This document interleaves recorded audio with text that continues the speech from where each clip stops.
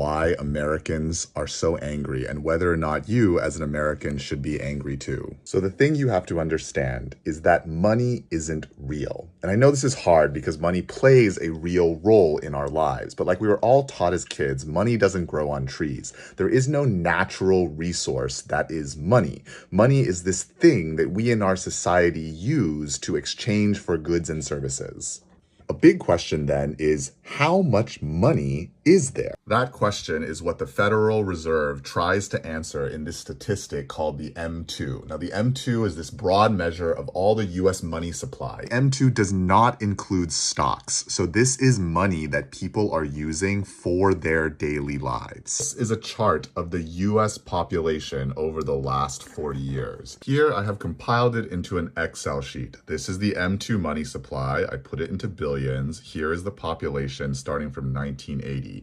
And so this column is how much money per person would be moving through the economy. And you can see that in 1980, it would have been 6,700 something. And if you go down to 2024, it would be 61,000.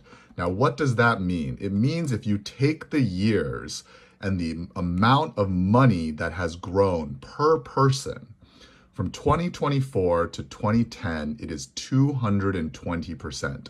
If you went back to 2000, it would be 363%. If you went back to 1990, it would be 478%. And if you went back to 1980, it would be 910%.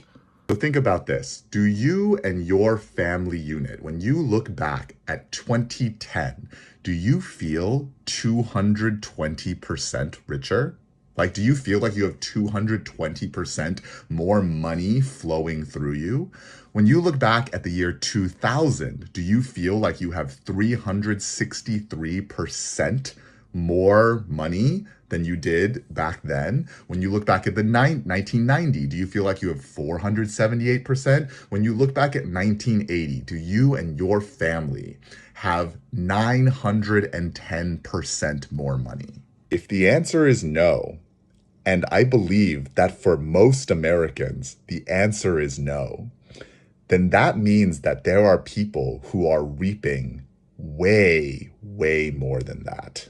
Let me take it a step further. If you made $10,000 in 1980, then in 1990, you would have to make $19,000, in 2000, 25, in 2010, 41, and in 2024, you would be making $91,000 in order to have